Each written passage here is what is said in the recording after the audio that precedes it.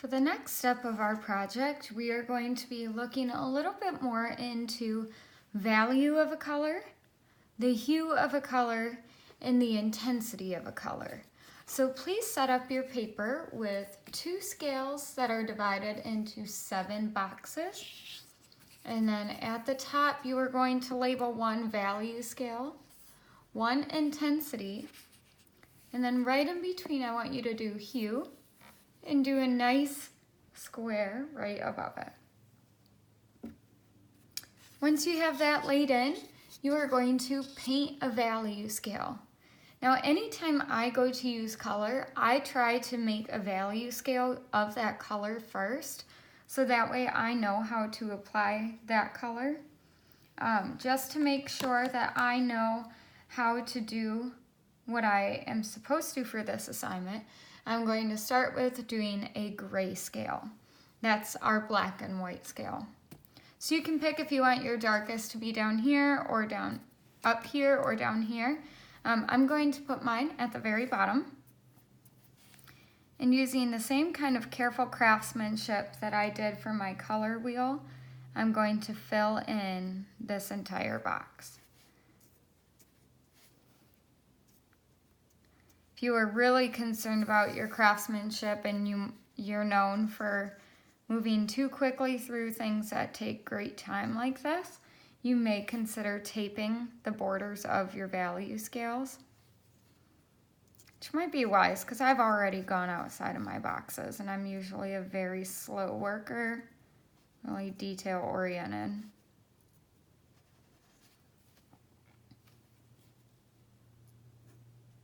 Now this activity that we're stepping into right now is helping us learn to see colors and knowing the root of where those colors come from.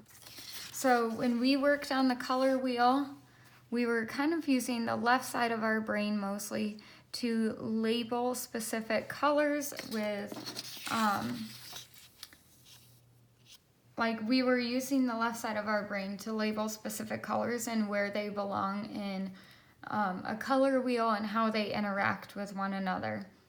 That was using the logical side of our brains.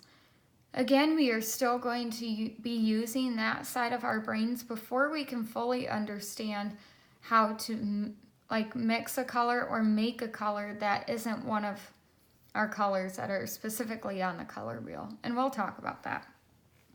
So you start with your black, and then just like I did on the color wheel, I've scooped up just a little bit of black and a fresh area on my paint tray or on a plate. I'm going to mix small amounts of white, okay?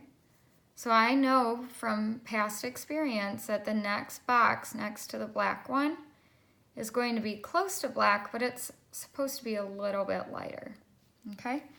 The great thing about using acrylic paint for this is that if you get it wrong, it dries so quickly that you could just give it a minute, it'll be dry, and then you could paint over top of it with the correct value.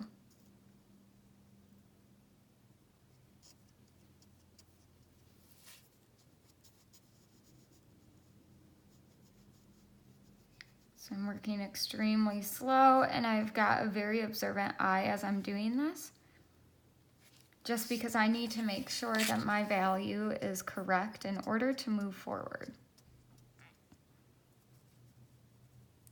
Much like your assignments, in order to move on to the fun stuff, we have to first understand the basics. We have to use our eyes to observe the colors around us before we can actually move on to create our own pieces.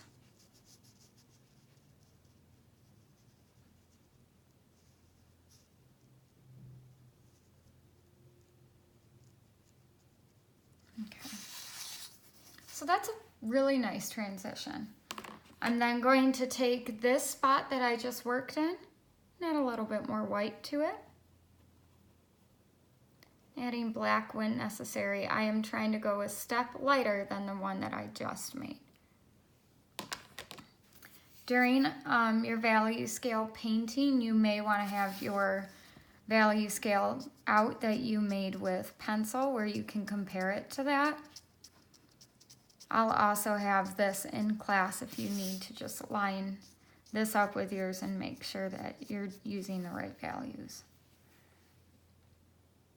The value that I'm putting down right now, I'm seeing it a little bit too close to the second box that I did. So I'm adding a little bit more white to the gray that I made on my plate. I'm gonna go over top of this. There's a technique that a lot of artists use. Once you get really good at color, you know the exact ratio of white that you should put into a color to get your color that you were aiming to get. But a lot of people, instead of mixing their paint on a palette, which you all should be doing, a lot of people mix paint on paper because they know exactly how it's going to come out, because they have a good eye for ratios and they have had a ton of color theory practice where they can just put down colors on a paper and know exactly how it's going to turn out. That's one of the skills that I've carried with me just because I'm so passionate about color and I practice it often in my own time. And so I'm able to pinpoint some of those ratios, but for right now, please make sure you're working on mixing your colors in a on a plate or in a palette, and then if you would like to test them out in your sketchbooks, you can, okay? But don't mix on the paper. So adding a little bit more white to what I've just made. I have my middle value. I'm going to carefully lay that down. You might be starting to see a gradual change in each of these boxes as I get closer to my white box at the top. Your change should be extremely gradual, okay?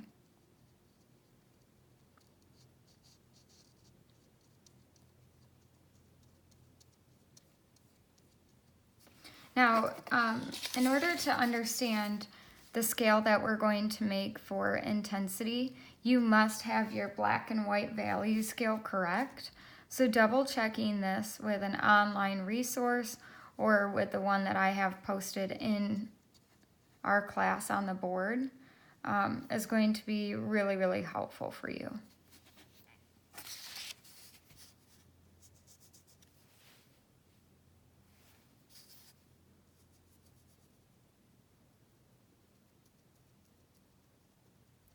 Also, one of the things I want to encourage you with, you're probably getting sick of doing value scales. One of the things I learned in college is that in order to break the rules, you must be masters at the rules first. And so right now I am teaching you all the rules to creating masterpiece art and then giving you an opportunity in the end of our units to break the rules. So just be patient with yourself and with this process. Adding a little bit more white now. I'm going to finish filling in this value scale. You're so close to the end, friends.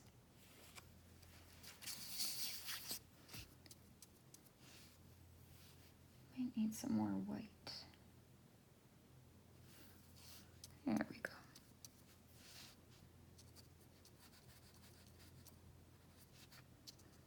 These value scales are pretty simple to do when you're working with one color. And our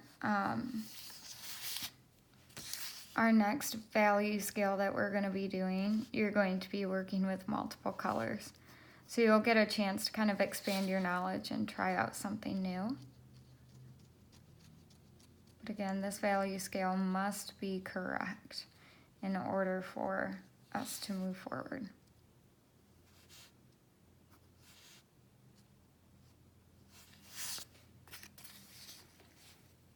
And then I'm adding a lot of white to this last one. Keep in mind your very last square is going to remain white. So that means the second box here should be just a very, very light gray.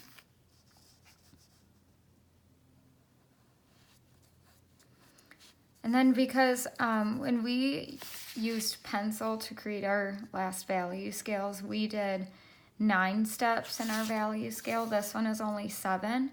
So you should see a little bit more of a change from box to box. It's not going to be as smooth of a transition, and that's completely fine. Usually elementary students will work with like a 5-box value scale, or 6th grade students. But because we're working with paint right now, I want you to be able to see value difference well, so we're gonna stick with 7 boxes. And there's your value scale, okay? Now, I want you to wash your brush and just go ahead and leave it either in your water or dry on your paper towel next to you. Just a reminder, anytime you work with a new color, you need to clean off your brush. So when it comes to interior design or fashion design, you're going to have a ton of color names like mauve or taupe or fuchsia, mustard yellow. All of these words that really don't describe to us the root color that this is most like. For example, if I tell you cherry red, that gives us a better understanding that it's red. But if I were to tell you taupe, do we really know, just by hearing taupe, what color that taupe is closest to on our value scale, on our natural hues? I mean, on our color wheel or our natural hues? Not really. And so what we need to do then is we need to kind of transfer our thinking. And so we've got this end product. So we're given the word mauve as one of our colors. But we can't use our phones to look up what that color might be other than to match it. So in your hues, if you were to look up the color mauve, it would probably be a reddish, purplish, maybe a tiny bit of yellow mixed in there. So what I'm going to do is I'm going to take my primary colors, red, yellow, and blue, and I'm going to mix up a purple. Now, if you remember correctly, to make purple, you do blue and red. And I'm going to throw a little bit of white in here.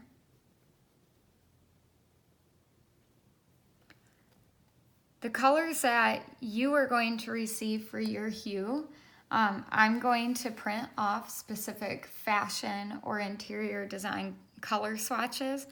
You will cut them out and glue them into this box, and then underneath it I want you to try to mix that color, okay? So I've got my purple, but it doesn't really match the color of mauve.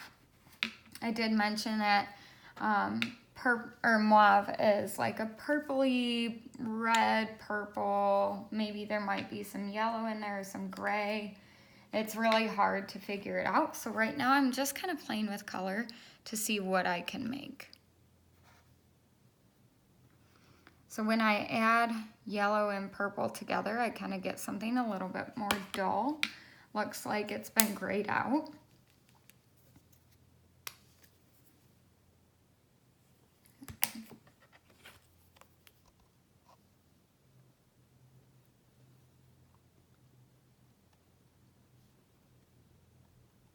Now, believe it or not, this really gross brown, yellow, gray color is mauve. So underneath the color swatch that I give you, you are going to glue that down, and then you are going to paint under it the same exact color, okay?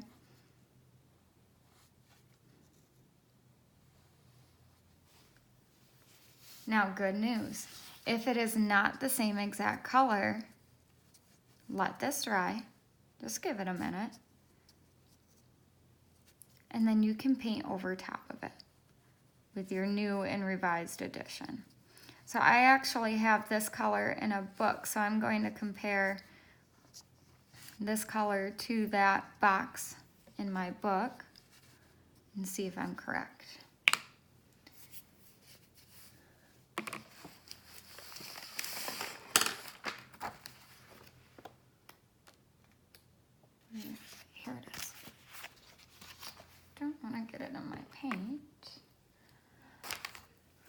hot mess today, you guys. So here's the color Mauve. How did I do? I think it needs to be a little bit lighter, so I'm going to add a little bit more white into the color that I mixed on my plate. I think this is a lot closer to the color in my book. So now I'm just going to paint over top.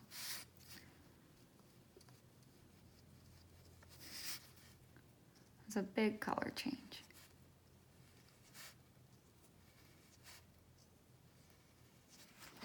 I'm still displaying clean craftsmanship, trying to work in small spaces and within the lines.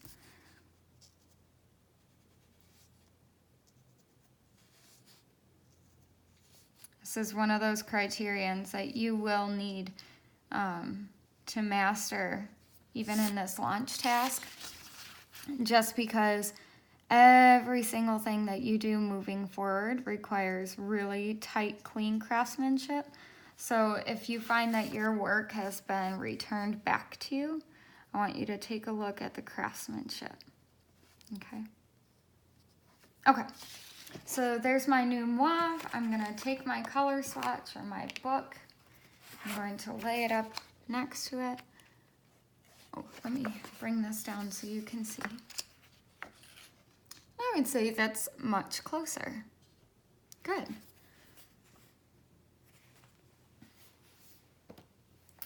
So when I have this color painted at the top of my paper, I want you all to get the camera on your fountains out, and I want you to do the black and white setting. So I'm gonna grab my iPad real quick so I can show you what this might look like.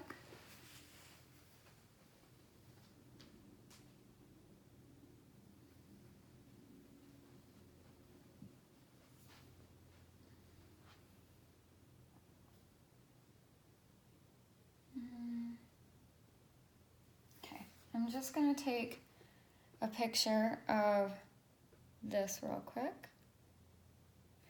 I'm gonna go to edit that photo. And the effect that I'm gonna put on it is mono. So here is my black and white value. I'm going to set that next to my value scale that I just painted. Do it this way so the light can touch it. There we go. Okay. And I'm going to carefully observe which one of these values this is closest to. To me, I see it more as this one. So what I'm going to do now is repaint that square right next to this value in this space, okay?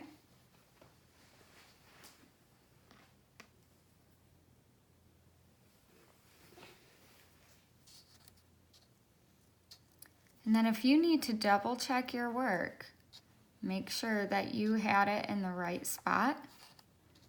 All you gotta do is take a photo of your work, edit it and put it in black and white, and see if this color that you are just now putting down is the same exact value as that gray.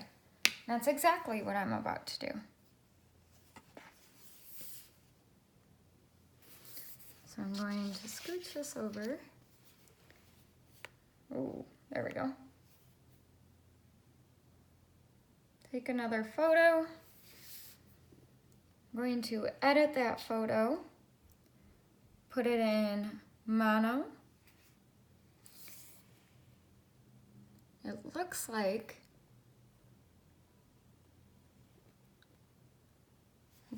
maybe this should have been up here. So now what I'm going to do is extend this box up.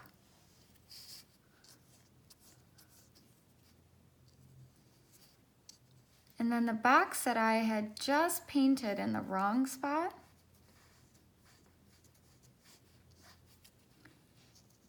I'm going to fix once my intensity scale is done. Okay? So I'm just gonna double check this again by taking another photo.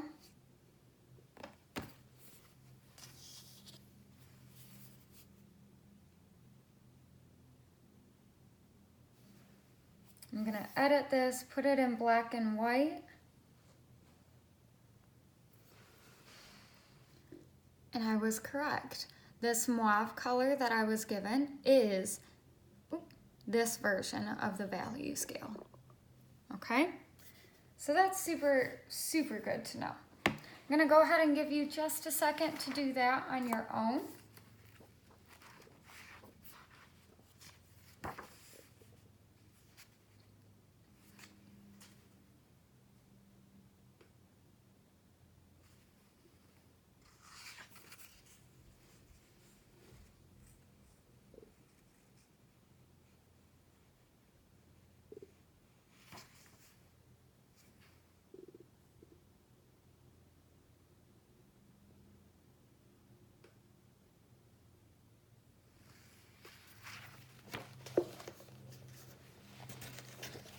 Okay, so now we need to move on to the intensity. Now the intensity is the brightness or the darkness of a color. So this is where I look back at my color wheel and I say, this color that we were given, what color is it closest to on my color wheel?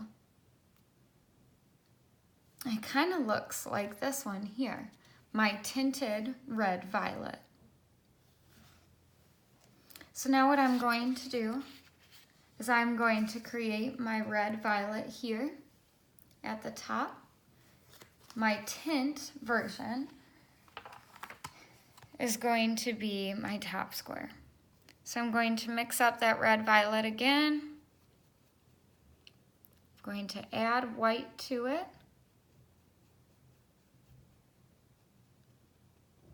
And friends, this is now my pure hue. That's going to go right up here at the top of this. So the color that I just made up in my hue box and next to my black and white value scale is a version of this value.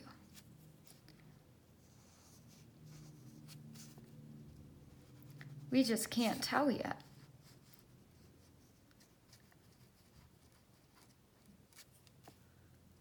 Okay. So now that I have my pure hue set in, I'm going to make an intensity value square or value scale for this, okay? Now when you go to do your intensity scale, instead of adding black to your hue as you go down your scale, this isn't a value scale, it's an intensity scale. Now to dull things down or to make them look like they are falling back into space, you actually have to mix the complementary color.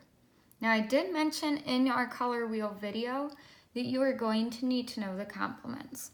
So if I were to pull back my color wheel, got my red violet where we got our hue from, directly across from that is yellow green. Yellow green is what I'm going to mix with my red violet to help dull it down in intensity.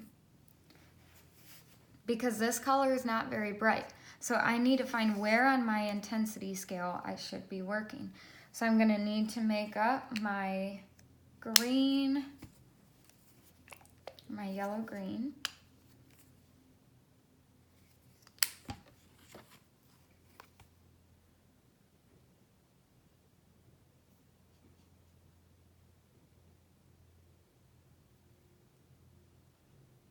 Almost there. Okay, so I have my yellow green and my red violet. And now as I work down the intensity scale, I am going to slowly and carefully add green into my red violet. Let me clean off my brush first so this doesn't go all wrong.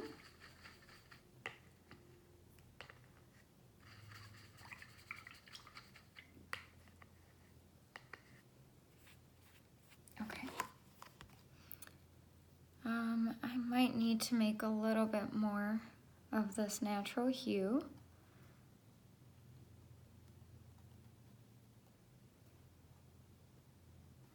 I have enough to mix up here.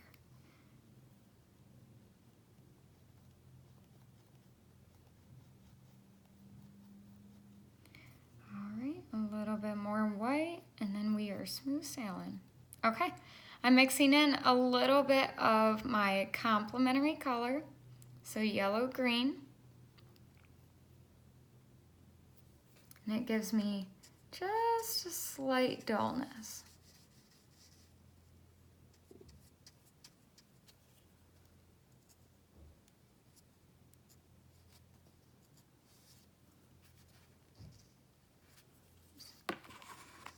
A bit hard to paint and hold something at the same time.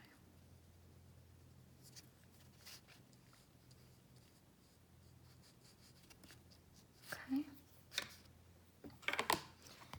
Now for my next box, I'm going to add more yellow-green. Now we're getting closer to our color here.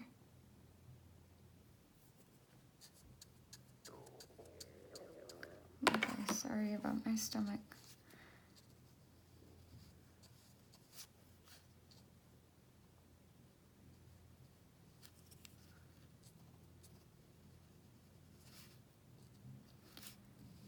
Now you won't need to do this every time you use a color. It does take time.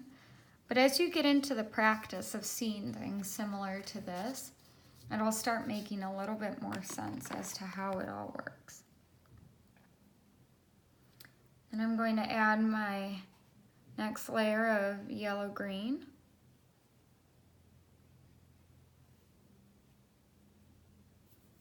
And get something a little bit more dull.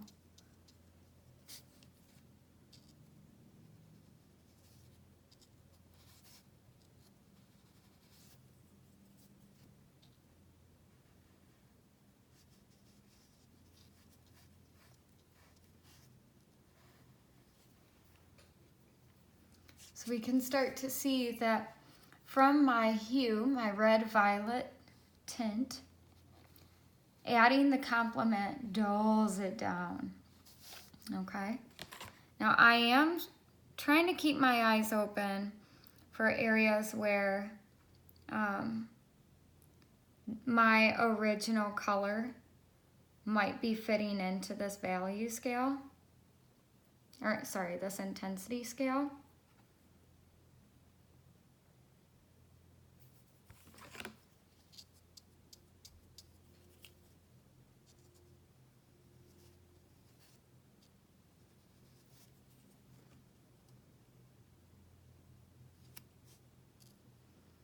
If you notice, I just thought, you know, this kind of looks a little bit too green. If you run into that same problem, let this color dry, okay?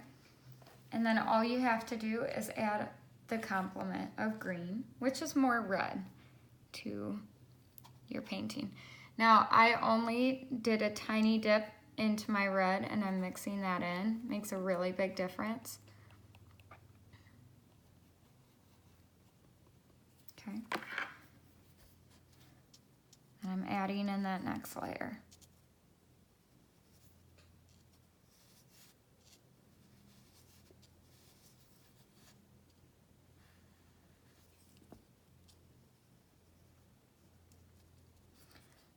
Now, when you get to the end of this scale, you don't want a specific color to be noticeable. Instead, you want it to be kind of like a mute color, something kind of gray.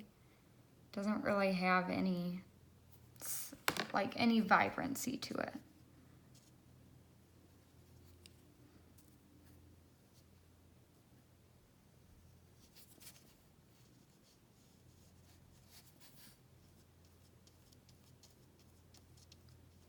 But as I make my way down my value scale, down this intensity scale, my value should be getting duller and duller and duller.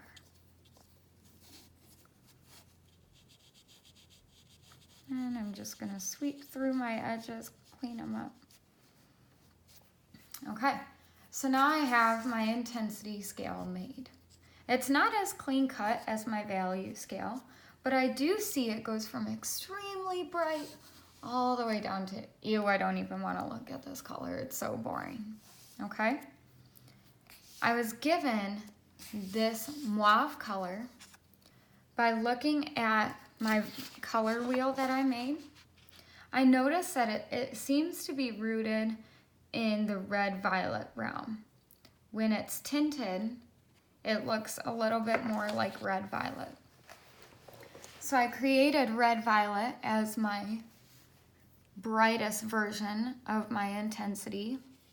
And then by adding the complement to the next box as I work my way down, I found that my scale got really bland, boring, and gray.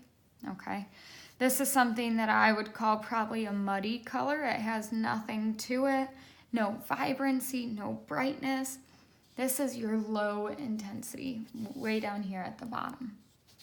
High intensity is similar to high saturation, so that's the brightest version of your color.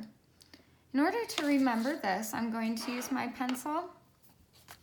I'm going to write brightness, or brightest. Brightest. I probably spelled that wrong, I don't know. And then I'm gonna do level 1, 2, 3, 4, 5, 6, and then 7, all the way at the bottom. Now for this next part, it might take some squinting of your eyes, but you are going to have to determine what type of intensity this color is. To me, this color looks more like our dullness of level 4. What do you all think?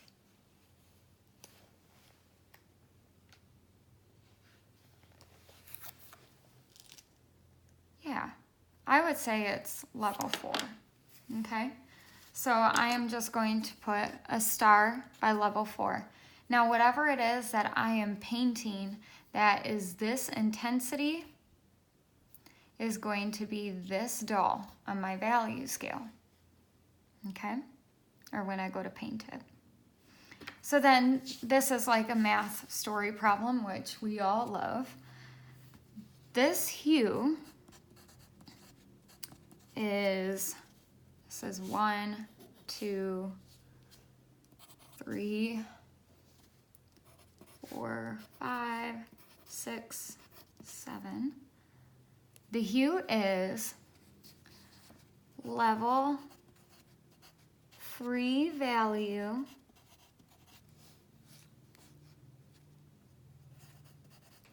and